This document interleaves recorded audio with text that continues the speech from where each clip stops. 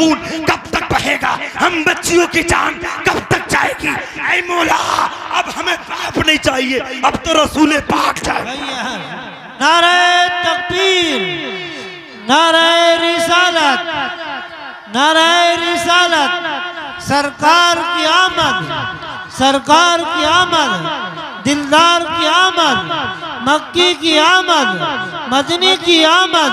सुभान अल्लाह, सुभान अल्लाह, सुभान अल्लाह, सुभान अल्लाह। के बोलो या रसूल अल्लाह, या रसूल अल्लाह। जालिम बाप दफना के चला गया, मगर उस बच्ची की हिचकियां कब्र से कह रही थी। वो बच्ची अपनी जान की आखिरी सांस फरमाइशें कर रही थी, मौला अब मुझे अपना बाप नहीं चाहिए, अब तो रसूल पाक चाहिए। अल्लाह अकबर। जब ये घटनाएं हुई, और यहाँ तक नहीं, आपको एक तारीख और सुनाता हूँ, मोहब्बत से बोलो जरा झूम कर सुभान अल्लाह। नबी की पैदाइश में तड़प के बोलो या रसूल अल्लाह, या रसूल अल्लाह। ये तो बच्ची का जुल्म था। जिस हिंदुस्तान में हम और आप रह रहे हैं ना, इस हिंदुस्तान के अंदर औरत की कितनी बेइज्जती होती थी आप अंदाजा लगाओ। हिंदू धर्म में अगर किसी के शोहर का इंतकाल हो जाता था तो ये जालिम लोग उसकी जिंदा बेबी को बुलाते थे और उसकी जिंदा बीवी को उसके शोहर की लाश के साथ सख्ती कर देते थे। यानी कि लाश चल रही है, उसकी लाश के साथ उसकी बीवी को जिंदा जलाया जा रहा है। क्यों? ये मनहूस समझते थे कि ये अपने शोहर को खा गई, ये डायन है, अपने शोहर को निकल गई, ये सजा दी जाती थी। मैं तो बड़े बड़े जलसों में, छोटी छोटी जगह, सब जगह कहता हूं कि नबी की पैदाइश की खुशी मुसलमानों को नहीं बल्कि हिंदू भाइयों को भी मनानी चाहिए। पूरी दुनिया के मुसलमान और इंसानों को मनानी चाहिए। जानते हो ये तो औरतों के साथ यहाँ होता था। अब मैंने तुम्हें दो तारीखें सुना दी, एक बच्ची की तारीख और दूसरी हिंदुस्तान के हिंदुओं की तारीख। अब दूसरी मैं तुम्हें तारीख तीसरी सुनाता हूँ अरब की। मोहब्बत से बोलो झूम कर सुभान अल्लाह।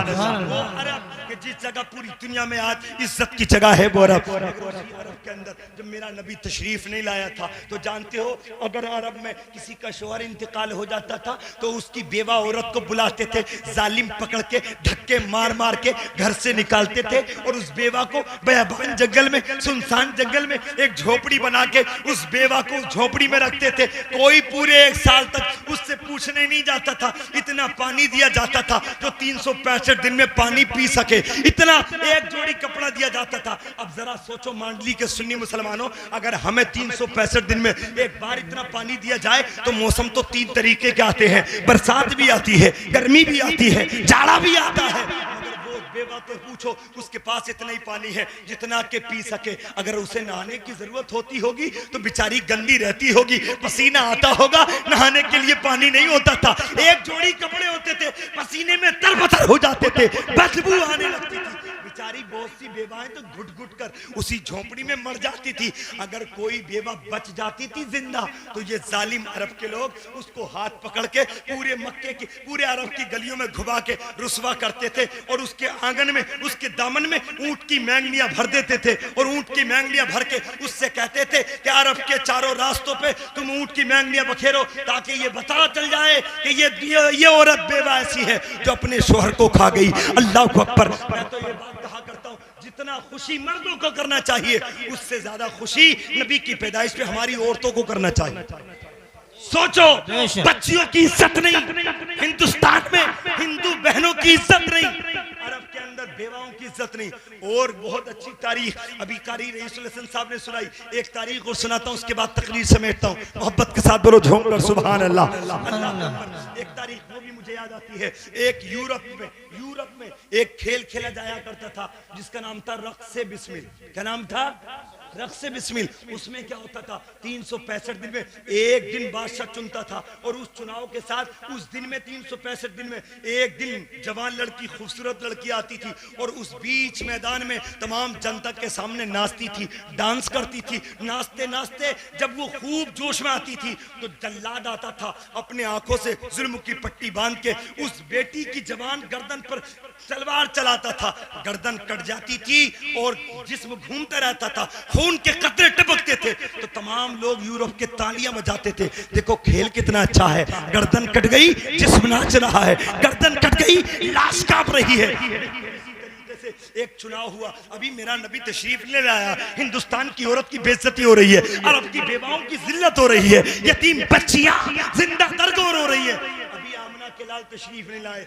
यूरोप के अंदर एक वक्त ऐसा आया, मेरे नबी तशरीफ नहीं लाए हैं। अब जानते हो एक लड़की थी, उसका बाप मर चुका था, जवान बेटी थी, 15 या 17 साल की जवानी में उम्र में कदम रखा था। वो खूबसूरत यतीम बच्ची थी, यतीमा बच्ची थी, उसके बाप का इंतकाल हो गया था। बादशाह ने कहा कि एक बच्ची का चुनाव करो जो शहर में सबसे बड़ी खूबसूरत हो। अब वो चुनाव करते करते पूरे शहर में नजर दौड़ाई, कोई इतनी खूबसूरत नजर नहीं आई जितनी की यतीम बच्ची नजर आई थी।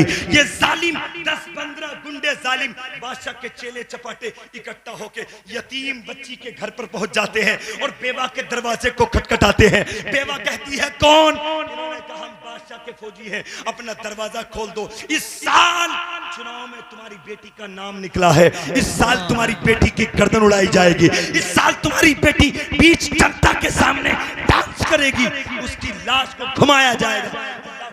माँ कब चाहेगी? कितनी बड़ी जालिमा हो, माँ माँ होती है, बच्चे को अपनी जान से ज्यादा प्यार करती है। माँ ने कहा ए जालिमो, मैं अपनी जान तो दे सकती हूँ लेकिन अपनी बेटी की जवानी तुम्हारे हवाले नहीं कर सकते। जालिमों ने मारा और मारने के बाद इतना मारा कि बेवा को बेहोश करके उसकी जवान बेटी को जब लेके चले थे और जब दूर ले जाके घसीट के जा रहे थे, इत्तेफाक से उस बेवा को होश आ गया।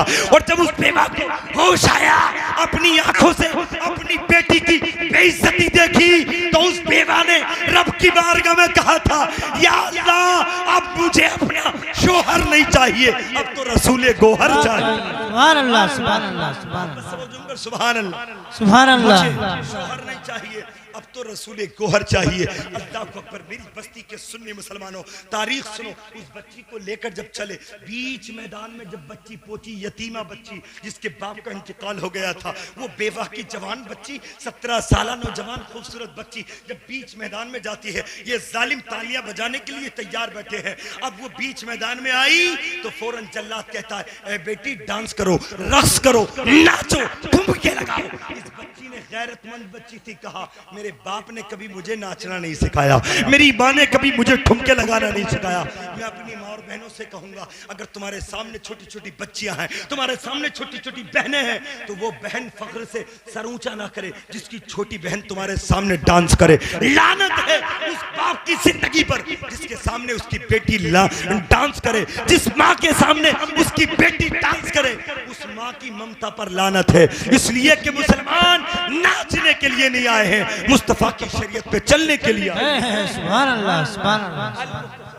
उस बच्ची से कहा नाचो, डांस करो। उसने कहा मेरे बाप ने, मेरी माँ ने मुझे नाचने नहीं सिखाया।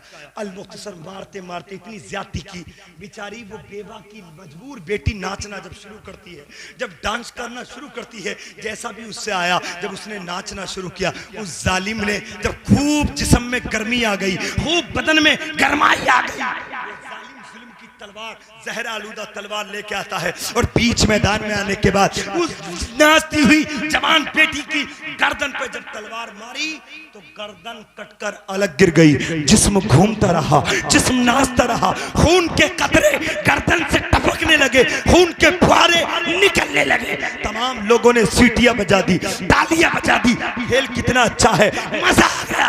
मैंने कहा था सालिमो, तुमने किसी बेवा की जवान बेटी की गर्दन कटी थी, तुमने तालियां बजाई थी, मगर तुम्हें मालूम नहीं उस जवान बेटी के खून के कतरे अल्लाह की बारगाह में अर्ज कर रहे थे, ऐ अल्लाह अब मुझे अपना बाप नहीं चाहिए, अब तो रसूले पाक चाहिए। सुभान अल्लाह, सुभान अल्लाह। अल्लाह अकबर। ये हिचकियां, ये तमन्नाएं, ये आरज़ुएं बच्चियों की जिंदा दरगोर गोरों से आवाजें, वो औरतें हिंदुस्तान की जो हिंदू बहनें थी उनकी आवाजें, अरब की वो बेवा जो झोपड़ियों में मर जाती थी उनकी आवाजें, यूरोप की वो जवान बेटियां जिनको नचा के गर्दन काटी जाती थी, इन तमाम औरतों की तमन्ना रब की बारगाह में एक आवाज के साथ निकली, ऐ मौला अब हमें अपना कोई दुनियादार नहीं चाहिए, अब तो उम्मत का गमखार चाहिए, मदीने का ताजदार चाहिए। जोश आया, रब ने इरशाद फरमाया, जाओ जाओ मुस्तफ़ा, ज़मीन वालों के लिए रहमत बन जाओ, जाओ जाओ मुस्तफ़ा, औरतों के लिए रहमत बन जाओ, जाओ जाओ मुस्तफ़ा, बेटियों के लिए रहमत बन जाओ, जाओ जाओ मुस्तफ़ा, बेसहारों का सहारा बन जाओ, जाओ जाओ मुस्तफ़ा, बेचारों का चारा बन जाओ। अल्लाह ने फरमाया, वमा अरसलनाका इल्ला रहमतन लिल आलमीन, ऐ महबूब हमने तुम्हें आलमीन के लिए रहमत बना। सुभान अल्लाह। नारे तकबीर, नारे रिसालत, सुभान अल्लाह। मोहब्बत से बोलूंगा सुभान अल्लाह। अब अंदाजा लगाओ, इतनी सिसकियां, इतनी तमन्नाएं नबी रब की बारगाह में पहुंची तो मेरे रब की रहमत को जोश आया। ऐसे भयानक वक्त में अल्लाह ने आमना की गोद में मुस्तफ़ा को जलवागर फरमाया। मोहब्बत से बोलो झूमकर सुभान अल्लाह। तड़प के बोलो या रसूल अल्लाह, या रसूल अल्लाह, चल के बोलो झूमकर सुभान अल्लाह, सुभान अल्लाह। अच्छा एक बात, हमें ये खुशी मनानी चाहिए कि नहीं? जी, अरब वालों को, सबको मनानी चाहिए। यूरोप वालों को, जी हिंदुस्तान वालों को, जी, हिंदुओं को, मनानी सिखों को। चाहिए। औरतें तो सबकी थी ना, जी औरतें तो सबकी थी। और ईमानदारी से मुझे बड़ी खुशी हुई, मैं अभी 4-5 साल पहले मध्य प्रदेश और राजस्थान में जब प्रोग्राम में गया इसी महीने में, तो मैं जिस मकान में ठहरा हुआ था, मैंने उस मकान में जब मैं लेटा और लेटने के बाद अभी थोड़ी सी आंख लगी थी तो मुझे नातों की आवाज आई, नातों की आवाज आई। अब मेरी आंख खुली, मैंने कहा हो सकता है किसी के घर में डेक बज रही हो, कोई स्पीकर ऑन हो गया हो तो नाते बज रही हो। जाकिर भाई हैं जिनके घर में ठहरा हुआ था, मैंने कहा जाकिर भाई ये आवाजें नातों की कैसे आ रही हैं? उन्होंने कहा हजरत हमारे यहाँ दस्तूर है कि हर घर में हमारे तमाम औरतें मिलकर नबी की मिलाद जरूर पढ़ती हैं। मोहब्बत से झूमकर सुभान अल्लाह। यार कितनी बड़ी बात है, कहा हर घर का दस्तूर है कि इस महीने में हर घर में एक एक दिन में कई मिलादें हमारी बहन माएँ मिलके नबी की मिलाद पढ़ लिया करती हैं। सुभान अल्लाह, सुभान अल्लाह। और एक बात बता दूं, अब 75 या 70 साल से अरब में मिलाद नहीं होती। अब से 75 साल पहले अरब की हर गली में नबी की मिलाद होती थी। जी, जब से ये निकम्मे लोग आए, ये मैं निकम्मा नहीं कहूंगा तो क्या कहूंगा? तिरंगे को जायज, साइकिल का जायज, देख लो गांव में बहुत लग रहे हैं जी, हाथी के झंडे लग रहे हैं ना, वो तो कभी याद नहीं आए नजाइज के, रबीउल अव्वल पे याद आए नजाइज माज़अल्लाह। तो हम तो ये कहते हैं अपने अपने मुकद्दर की बात है, तुझे दुनियादार का झंडा मुबारक हो, हमें मदीने के ताजदार का झंडा मुबारक। सुभान अल्लाह, सुभान अल्लाह। और सुनो, तिरंगा झंडा लगाना अच्छी बात है, हमने लगाया, हम अहले सुन्नत व जमात हैं, हम वतन में रहते हैं तो वतन से मोहब्बत भी करते हैं। जी, हमने 15 अगस्त 26 जनवरी पे झंडे लगा के सच्चे हिंदुस्तानी होने का सबूत पेश किया है। हम सच्चे हिंदुस्तानी हैं इसलिए तिरंगा लहराया है, और सच्चे मुस्तफा के आशिक हैं इसलिए हरा झंडा लगाया। जी, बेशक हरा झंडा लगाया है। नबी को अल्लाह रब्बुल इज्जत ने बड़ी शान और शौकत के साथ पैदा फरमाया। एक बात, आखिरी बात, उसके बाद में तकरीर खत्म। मोहब्बत से बोलूंगा सुभान अल्लाह। सुभान अल्लाह। और ज्यादा हो गई हो तो सलाम पढ़ लो, नहीं, न ज्यादा हो गई तो सलाम पढ़ लो। चलो के बोलो या रसूल अल्लाह, और मोहब्बत से बोलूंगा सुभान अल्लाह। सुभान अल्लाह। नबी क्या बनकर आए? नूर। जी, नबी क्या बनकर आए? नूर। नबी क्या बनकर आए? नूर। और नूर के मनाते रोशनी। अच्छा एक बात बताओ, हम तुम जो बैठे हैं, हमारे नबी हमें देख रहे हैं कि नहीं देख रहे? कितने लोगों का यकीन है? हाथ उठाकर बताएं नबी देख रहे हैं। सुभान अल्लाह। मोहब्बत से बोलो झूमकर सुभान अल्लाह, सुभान अल्लाह। तड़प के बोलो या रसूल अल्लाह। या रसूल अल्लाह। हमारा यकीन है नबी, अरे बोलो, नबी हमारे देख रहे हैं, नबी हमारे देख रहे हैं। तुम जिस अंदाज में बैठो नबी, तुम बात बातें ना करो है। नबी, और तुम ना सुनो नबी, और तुम सो जाओ तो नबी, जी, और इधर की उधर में लग जाओ तो नबी। और देख रहे हैं ना जी, नबी हमारे, अरे यार बोलो नबी हमारे, नबी हमारे देख रहे हैं जी। सब कुछ। हाँ, खड़ी रहने दो। चलो तुम पढ़ो। मोहब्बत से बोलो सुभान अल्लाह। सुभान अल्लाह। हमारे नबी देख रहे हैं। अब देखने के लिए क्या चीज की जरूरत पड़ती है? दो, एक उजाला, एक उजाला। और दूसरा कोई पर्दा बीच में ना हो। जी, मैं यहाँ बैठा हूँ आपके सामने, आप मुझे देख रहे हैं? जी, अरे बोलो यार देख रहे हो ना? जी। अगर लाइट बंद कर दो, बिल्कुल अंधेरा करो, देखोगे? नहीं, आंखें तो हैं मगर अंधेरा हो गया, आंखें हैं अंधेरा हो गया तो भी नजर, नहीं, बोलो तो भी नजर। नहीं आए। देखने के लिए दो चीजें जरूरी, एक उजाला और दूसरी आंखें रोशन जी, हैं, और तीसरी चीज पर्दा ना हो। पर्दा ये क्या है? क्या है? अंगूठी। क्या है मेरे हाथ में? अब दिख रहा है? रुमाल। नहीं, अब रुमाल के अंदर क्या दिख रहा? नहीं, गायब तो नहीं हुई, है तो अंगूठी, मगर ये अंगूठी नजर क्यों नहीं आई? इसलिए कि आंखें हैं आपके पास, रोशनी है आपके पास, मगर ये क्या गया? पर्दा। पर्दा। तो तीन चीजें जरूरी होती हैं देखने के लिए। कितनी चीजें? तीन। अरे बोलो कितनी चीजें?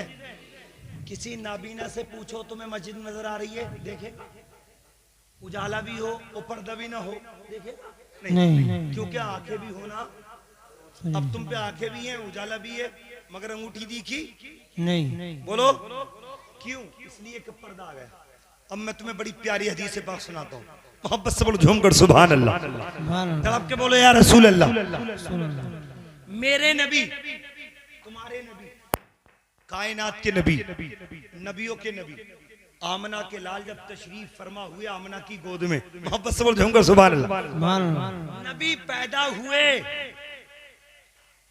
तो नबी की वालिदा यानी कि माँ हजरत आमना फरमाती हैं कि मैंने पैदा किया मोहम्मद को सल्लल्लाहु अलैहि वसल्लम, और मैंने मक्के में लेटे लेटे, अरे मोहब्बत से बोलूंगा सुभान अल्लाह, मक्के में लेटे लेटे मुल्के शाम की बिल्डिंगों को देख लिया। मोहब्बत से बोलूंगा सुभान अल्लाह। अच्छा एक बात बताओ, तुम्हारे हमारे यहाँ कोई किसी औरत ने, अल्लाह माफ करे, और हो हॉस्पिटल में किसी बच्चे की पैदाइश हो, रूम के अंदर, कमरे के अंदर, तो क्या वो अपने घर को देख सकती है? नहीं। नहीं देख सकती। क्यों? इसलिए कि आंखें भी हैं, दिन का उजाला भी है, मगर पर्दे बहुत हैं जी। पर्दे बहुत। कमरे की दीवार, हॉस्पिटल की दीवार, फिर शहर की दीवार है, फिर बहुत दरख्त मिलेंगे रास्ते में, कितने मकान मिलेंगे, मगर मांडरी का संबल से कोई संपर्क नहीं हो पाएगा, क्योंकि पर्दे हटना जरूरी है। पर्दे हटना जरूरी है। हजरत आमना क्या झूठ बोल रही है? माज़अल्लाह नहीं। हजरत आमना झूठ बोल सकती है? नहीं। अरे बोलो। हजरत आमना कहती है मैंने अपने बेटे मोहम्मद को जन्म दिया तो मैं लेटी थी मक्के में, मगर मैंने मुल्के शाम की बिल्डिंगों को देख लिया। मैंने पूछा आलम तसव्वुर में, ए आमिना ये तो बताओ, आंखें तो तुम्हारे पास थी, रोशनी भी तुम्हारे पास थी, मगर मक्के से लेके मुल्के शाम तक बहुत लंबा सफर है, मुल्के शाम दूसरा मुल्क है और अरब दूसरा मुल्क है, और इन दो मुल्कों में हम तो 5 किलोमीटर तक का दूर नहीं देख पाते, इसलिए कि दरख्त होते हैं, दीवारें होती हैं, मगर तुमने मक्के में लेटकर मुल्क शाम की बिल्डिंगों को कैसे देख लिया? तो आमना कहती है ये मेरी आंखों का कमाल नहीं है, बल्कि मेरे बेटे मोहम्मद के जलवे का कमाल है।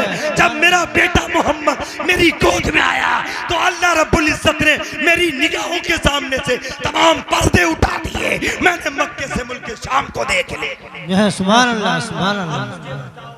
जिस मोहम्मद की पैदाइश के सदके में माँ की निकाहों के आगे से पर्दे हट जाएं, नबी की वजह से, नबी की वजह से माँ आमना के आंखों के आगे से पर्दे हट जाएं, माँ आमना मक्के में लेटकर मुल्क शाम को देख सकती है, तो खुद मेरे मुस्तफा की आंखों का कमाल कितना होगा, खुद मेरे मुस्तफा के देखने का कमाल कितना होगा। जब नबी के सदके से आमना के आंखों का कमाल इतना है तो खुद मुस्तफा की आंखों का कमाल कितना।